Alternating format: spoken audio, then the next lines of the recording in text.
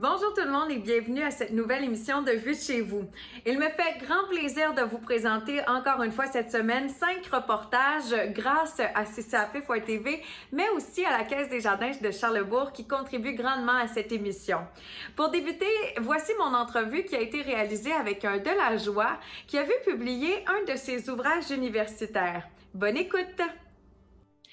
Aujourd'hui, j'ai le privilège de m'entretenir avec un résident de Lac-de-L'Age, Charles Breton de Meule, qui a lancé un premier livre en juin dernier. En fait, c'était pas la première fois que tu écrivais sur le patrimoine, Charles, mais officiellement, c'est un premier livre pour toi.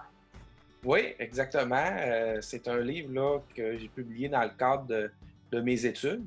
En fait, c'est mon mémoire de maîtrise en droit que j'ai réalisé à l'Université Laval, qui a été édité aux éditions Yvon Blais et qui est vraiment là, mon premier livre. Et si je me trompe pas, tu avais reçu un prix de l'Assemblée nationale pour cet écrit-là. Oui, c'est ça. J'ai été finaliste. Là, j'ai reçu un prix de la Fondation Jean-Charles Bonenfant, remis par l'Assemblée nationale du Québec, et ça m'a valu une médaille de l'Assemblée nationale. Avocat spécialisé en patrimoine, parle-nous justement de ton bagage. On comprend que c'est directement lié à tes études. On veut t'entendre là, sur cet écrit-là. En novembre 2018, il y a une maison à Chambly qui a été démolie. C'est la maison Boileau. C'était une maison qui était vraiment patrimoniale et qui a été, au petit matin, là, démolie comme ça avec une pépine par la ville de Chambly en disant que cette maison-là, elle était vétuste. Donc, elle était dangereuse et qu'on devait la démolir. Les municipalités, elles ont un pouvoir d'agir et c'est pas vrai qu'elles ont, je dirais, les mains liées là, face à un propriétaire qui est négligent et qui ne souhaite pas entretenir son bâtiment. C'est quoi l'importance de le savoir puis de le défendre, notre patrimoine? Bien, le patrimoine, c'est ce qui fait l'âme et l'identité d'une société. Puis ça, partout dans le monde, tous les peuples du monde cherchent à préserver une partie de leur histoire parce qu'il nous permet de continuer à exister comme société. Et je pense qu'on a une prise de conscience à faire sur l'importance de ce patrimoine-là. Et j'imagine aussi que c'est de là l'importance d'en parler pour aussi s'assurer que ces bâtiments-là soient bien entretenus. Parce que dans le cas de la maison laquelle tu parlais au départ, elle était effectivement dangereuse, mais si on avait pris les bonnes décisions, je présume que ça aurait été plus facile de faire valoir notre point. Bien, c'est ça que je dis un peu dans mon livre, parce que les municipalités, elles ont des pouvoirs pour s'assurer de l'entretien des bâtiments. Donc, l'entretien, c'est par exemple que quelqu'un a une toiture qui coule, une fenêtre qui est cassée. Quand on sent que la maison s'en va vers l'abandon, les municipalités peuvent intervenir et dire, écoutez, on émet un constat parce que la maison ne respecte pas la réglementation et le propriétaire doit procéder aux travaux pour s'assurer que les meubles soient maintenus en bon état. Comment on peut convaincre peut-être une société qui n'est pas sensibilisée à l'importance historique de certains endroits à comprendre justement cette importance-là de donner finalement de l'argent qui vient, bien, disons-le comme on le dit, là, de leur poche directement? Oui. Bien, c'est sûr que il y a deux choses dans le patrimoine. Je pense qu'il y a des bâtiments qui ont une vocation publique. Par exemple, comme le Moulin des Jésuites à Charlesbourg ou certaines églises. Mais dans la majorité des cas, le patrimoine, ce sont des immeubles qui appartiennent à des propriétaires privés. Donc, je pense qu'il faut avoir une prise de conscience du fait que tout immeuble patrimonial, non, nécessite un entretien. Et dans le cas où il y a effectivement une valeur patrimoniale à un immeuble, bien, il faut s'assurer que les municipalités et le gouvernement soit présent du point de vue financier pour aider. Le livre doit être très théorique, effectivement, mais est-ce que quelqu'un qui s'intéresse un peu à la discussion qu'on vient d'avoir ensemble peut y trouver son compte aussi? Est-ce qu'il va être en mesure de bien comprendre les notions, bien que ce soit écrit dans le cadre de l'université? Quiconque se pose des questions finalement sur le processus peut trouver des réponses dans ce livre-là d'une manière quand même assez claire. Donc moi, c'est un petit guide d'autodéfense aussi pour les citoyens qui s'intéressent à la protection du patrimoine, mais en même temps, c'est un ouvrage qui est destiné aux municipalités aussi, là, parce que moi, effectivement, il y a des municipalités qui ont très clairement démontré leur manque d'intérêt pour le patrimoine. Et le livre publié chez les éditions Yvon Blais comporte combien de pages? Rappelle-nous le titre. On peut le retrouver à quel endroit? Oui, donc je le montre, là, si c'est une bonne idée. Là. Donc, c'est un livre qui est disponible sur le site des éditions Yvon Blais et qui est disponible également là, en ligne, là, quand on tape le nom. C'est La vétusté immobilière en droit municipal. Et c'est un livre, là, je cherche le nombre de pages exact, qui fait 215 pages. Voilà. C'est parfait. Bien, merci et encore félicitations pour la publication de cet ouvrage-là. Au plaisir de rediscuter avec toi dans les prochaines semaines ou les prochaines années. Bien, merci beaucoup, c'est gentil. Présentement, l'organisme de Lac-Saint-Charles, Rafale, est à la recherche de bénévoles. Chloé s'est donc entretenue avec la directrice de Rafale pour en discuter. Nancy Desharnais, directrice de Rafale, Ressources Action Famille à Lac-Saint-Charles, ça va bien? Oui, ça va bien, Chloé, merci. Bien, vous avez été dans l'action, je voulais absolument vous parler. Là, on est en déconfinement et tout depuis quelques temps, mais vous, aussitôt qu'on a eu les mesures qui ont été prises au Québec, vous avez senti qu'il y avait des besoins dans la communauté, vous avez été dans l'action. Parle-nous justement de tout ce que vous avez entrepris pendant le confinement.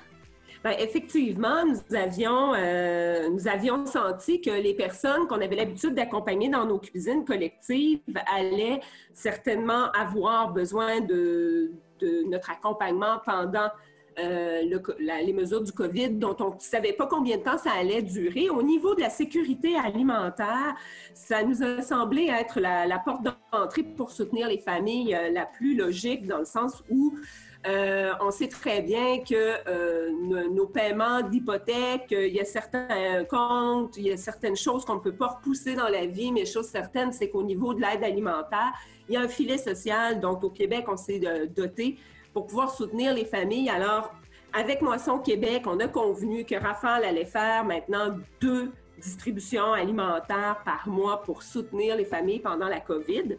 Donc, on a développé tout le système de distribution alimentaire qui est complètement différent de ce qu'on faisait avant parce que nous étions davantage en cuisine collective. Puis, ça nous a aussi permis, avec le Fonds d'urgence de Centraide, de bonifier les paniers d'épicerie des familles pour que ceux-ci, les paniers soient encore plus substantiels et significatifs pour les familles. Et puis, vous avez justement fait beaucoup de dons grâce à votre banque alimentaire improvisée, si on veut. Vous avez même calculé, là, ça ressemble à quoi ce que vous avez donné? Combien de familles vous avez aidé? Ouais, bien, écoutez, depuis le mois de mars, on calcule mars jusqu'à juin. Donc, on a rejoint 67 ménages de Lac-Saint-Charles, dont 39 nouveaux ménages. Donc, ce qui est quand même imposant. Ce qui fait qu'en calcule en nombre de visites, on a eu 1336 visites. Donc, personnes rejointes. Là, ça comporte les parents, les enfants. Donc, c'est une moyenne, bien entendu. C'est pas à 100% exhaustif. Wow. Puis, donc, ça fait quand même du monde, hein? Oui, puis justement, on sait que c'est pas terminé. Là. Il y a plusieurs entreprises qui, malheureusement, ferment leurs portes. Si on a besoin de la banque alimentaire, comment on fonctionne? Bien, en fait, il faut contacter l'organisme Rafale par courriel, idéalement. Donc, on prend contact ensemble, puis on vous inscrit tout simplement. Parce qu'à Rafale, on a un accueil inconditionnel. Et puis, étant donné que pour nous, présentement, le besoin est de soutenir les familles au niveau de l'aide alimentaire, eh bien, on juge que quand une personne demande de l'aide, c'est qu'elle en a bien besoin, assurément. Est-ce que vous avez prévu continuer comme ça ce service-là nouveau que vous offrez?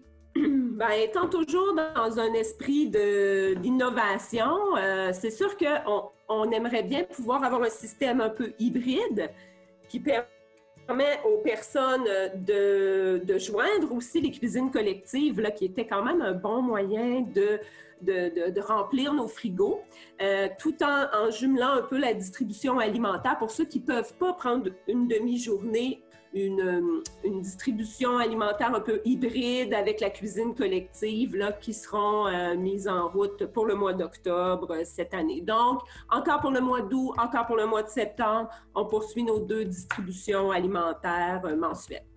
La prochaine est le 20 août, donc on invite les gens à vous contacter. Et puis, vous avez aussi d'autres activités justement qui sont prévues pour l'automne parce que vous voulez aussi que les gens puissent sortir, parler de ce qu'ils ont vécu. Tout à fait, parce qu'on est aussi un milieu de vie à Rafale où on accompagne les parents, les enfants dans leur développement global, dans le développement de leurs compétences. Puis pour nous, c'est quelque chose qu'on a mis un petit peu de côté. Donc, on s'ennuie de notre monde, de nos familles qu'on accompagnait. Puis, en jasant avec elles, quand on les croise, ce qu'on entend beaucoup, c'est on a besoin de parler, on a envie d'échanger. Donc, on espère, Rafale, être en mesure d'offrir des espaces de discussion, d'échange, avec les familles où on pourra parler de tout, de rien, de ce qu'on a vécu, de la COVID, de ce qu'on veut, c'est quoi nos espoirs. Donc, on pense que ce sera vraiment important. Et puis, il y aura aussi un nouveau programme qui sera mis en place, qu'on appelle Rafale de découverte, qui seront des matinées dédiées aux enfants d'âge préscolaire, où il y aura une animation ludique et éducative à la fois qui permettront aux enfants d'acquérir différentes connaissances. Donc, on se disait que ça pourrait être intéressant pour les familles qui seront peut-être encore en télétravail ou qui auront besoin de sortir de chez eux, de fréquenter des milieux communautaires de vie là, comme ça, qui leur permettra d'être ensemble. Donc, la programmation est à suivre là, au mois de septembre là, pour ce qui est de notre automne. Vous avez également le jardin communautaire, le four à pizza, la forêt nourricière aussi qui va être implantée sous peu avec l'APL. Alors, beaucoup de projets. On invite vraiment les gens à suivre justement votre page Facebook et puis la programmation comme je le disais, en septembre et également la prochaine distribution pour la Banque alimentaire le 20 août. Alors, on invite tout le monde à profiter de vos beaux services parce que vous êtes là, vous êtes dynamique, puis on vous dit merci justement. Merci à tout le monde, puis au plaisir de vous rencontrer. Merci beaucoup. Il y a maintenant 3 ans, Sylvie Durand, qui est une résidente de Stoneham, a décidé de se lancer dans le monde de la peinture. Alicia à la rencontre pour parler de ses œuvres.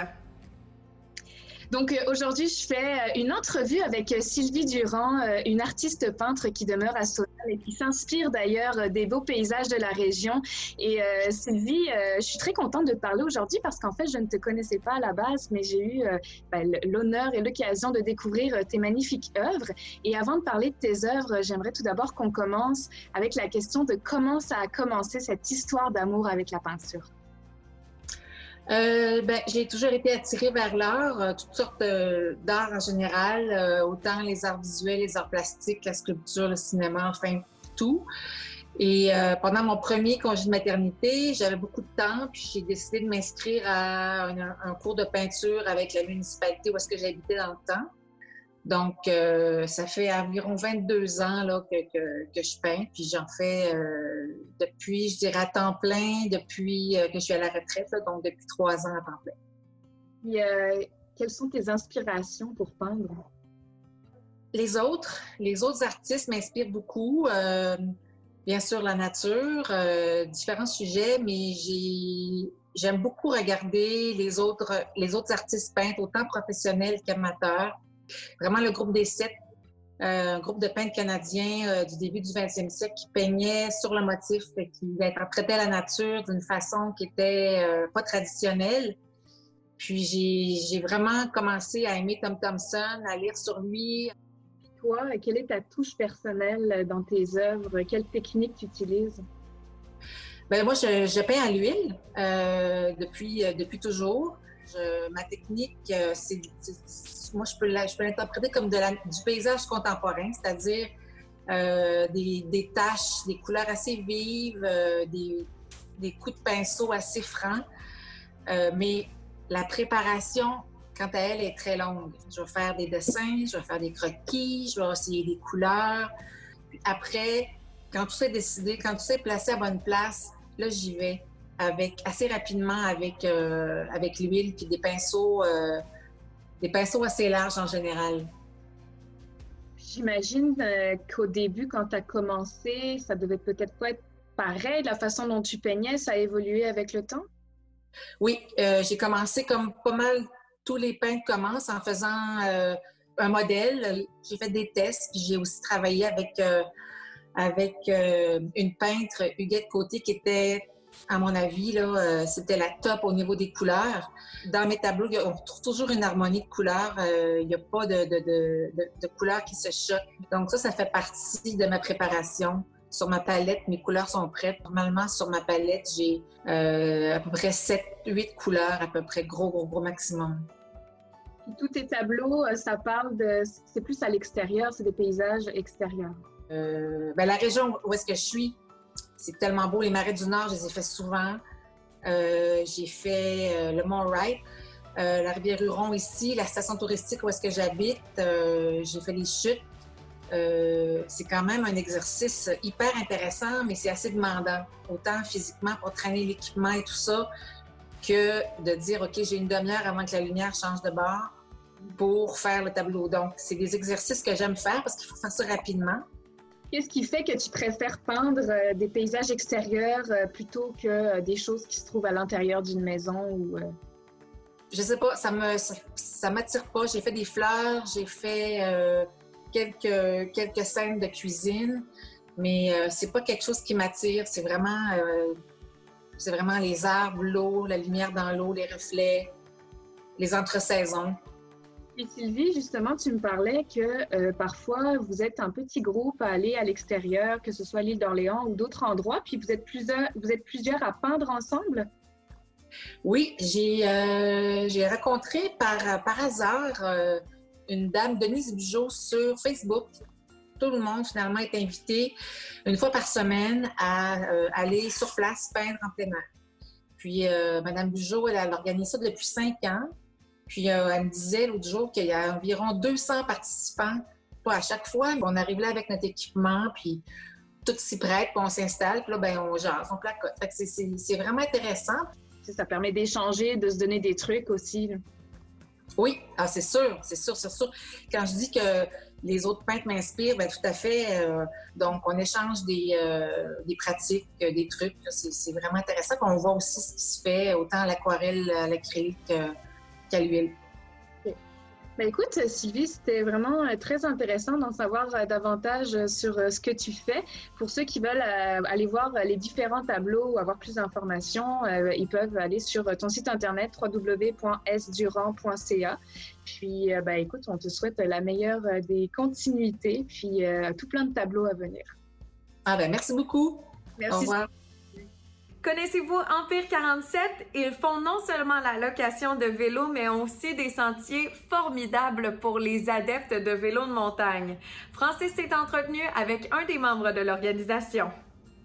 Donc, cette semaine, à l'émission Vue de chez vous, j'ai la chance d'avoir un visage que vous allez peut-être reconnaître si vous me suivez depuis un certain temps. Alexandre Lemerise, qui m'avait accompagné en fat bike. Salut Alexandre! Salut, Francis, comment ça va? Ça va très bien.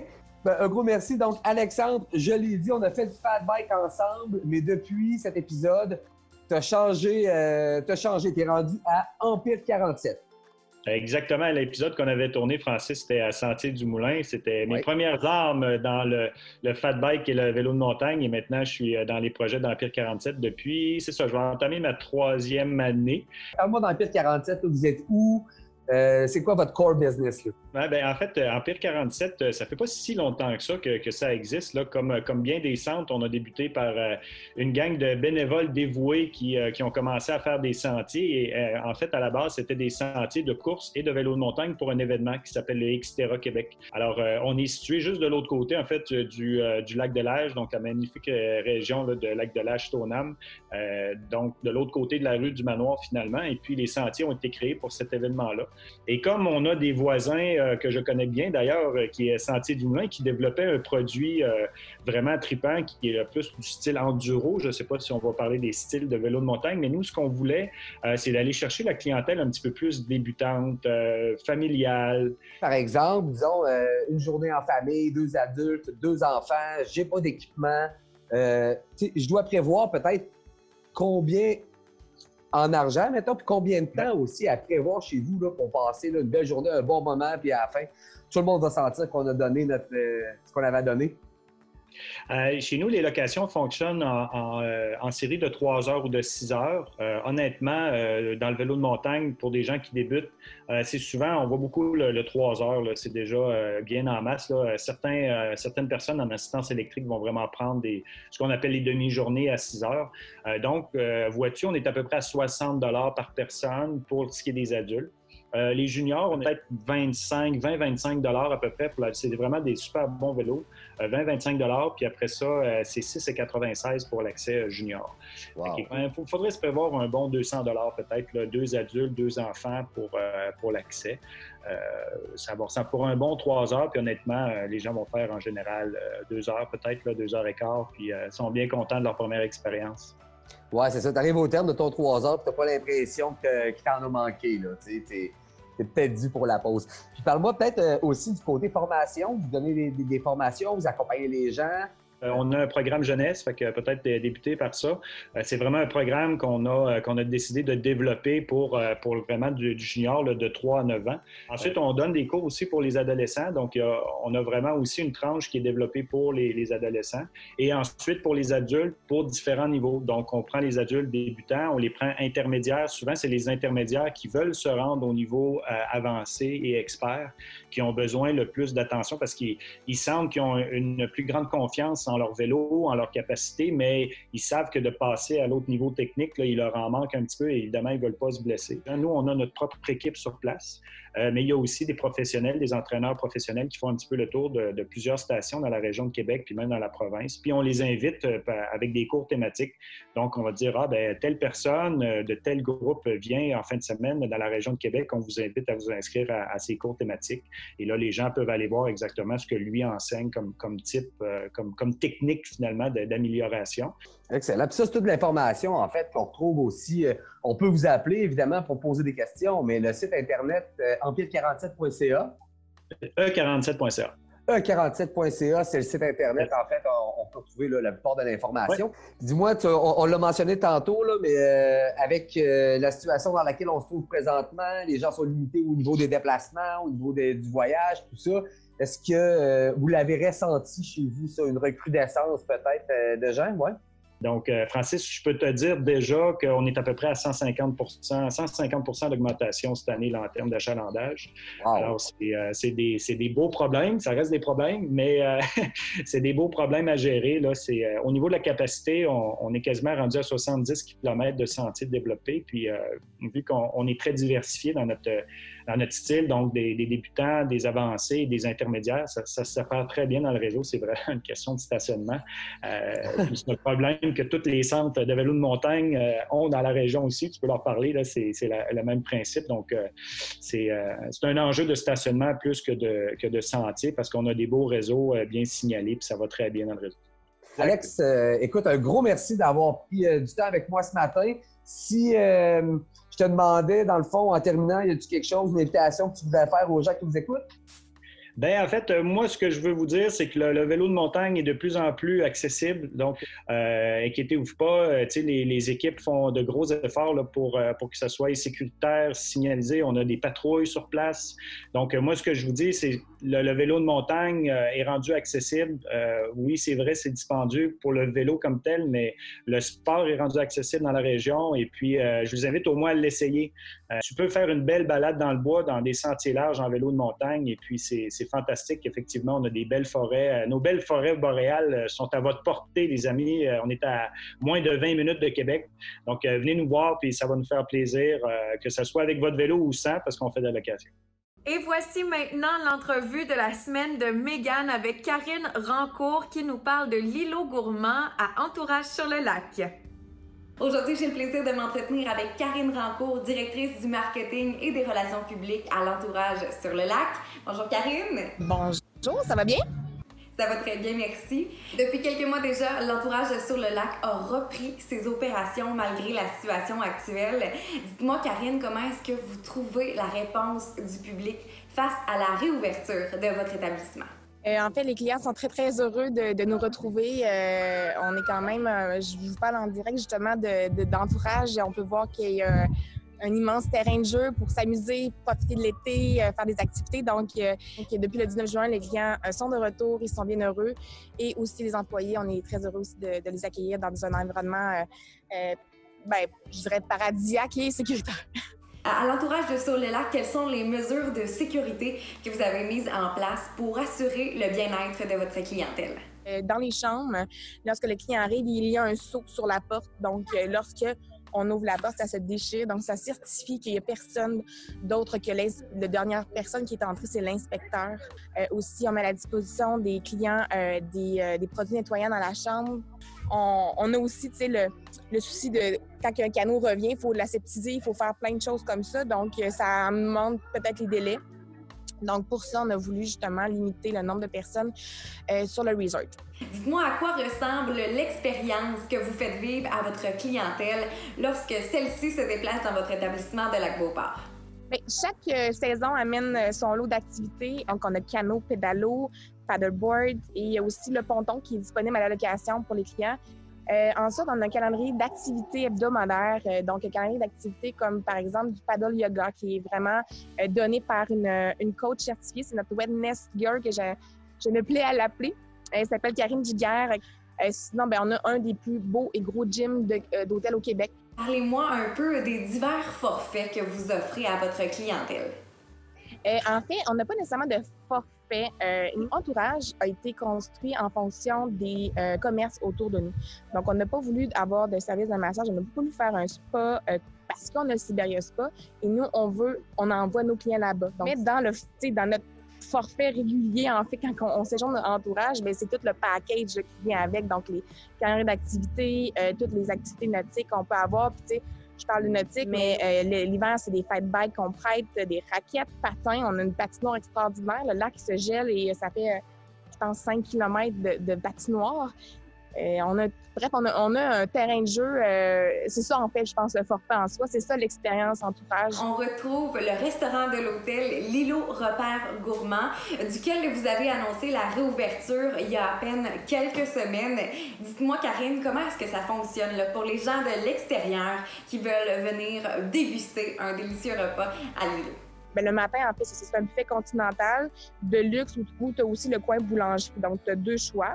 Le midi, on a encore un comptoir de sandwich, donc les gens peuvent prendre leur sandwich, aller le déguster sur la terrasse, en service, ou dans les aires communes. Et là, depuis une semaine, on a maintenant mis des pizzas disponibles. Donc, il y a 4 pizzas par Rémi, en fait, 4 choix de pizzas sur l'heure du dîner qui est déterminé par Rémi le chef, Rémi Godet. On va faire une promotion sur tous les midis d'août pour une pizza bière ou verre de vin pour 20 $. Pour le souper, c'est un souper, c'est un menu à la carte qui a été changé, mais nous, on a l'habitude, étant un hôtel, de changer régulièrement notre carte parce qu'on ne veut pas que ça soit redondant pour des clients qui reviennent nous voir régulièrement. Donc, on a une super belle carte du soir qui a été aussi faite par notre chef Rémi Godet. Pour tous ceux qui désirent prendre une pause, décompresser, sortir de leur routine et surtout profiter du beau temps, eh bien cet été, ça se passe du côté de l'entourage sur le lac et de l'Îlot Repère Gourmand, qui est désormais ouvert au grand public sur réservation uniquement. Et pour tous ceux qui veulent de plus amples détails, eh bien on vous invite à visiter directement le site internet entourageresort.com. Merci encore une fois, Karine, pour ton temps. Eh bien, merci à toi, Mégane, puis au plaisir de te revoir physiquement ici à Entourage ou à L'Îlot. Si vous êtes intéressé à revisionner cette émission de Vue de chez vous, rendez-vous sur la page YouTube de ccap.tv. N'oubliez pas de vous y abonner pour voir tout le contenu présenté sur notre chaîne. On se dit donc à très bientôt pour d'autres reportages réalisés de la maison. Bonne semaine!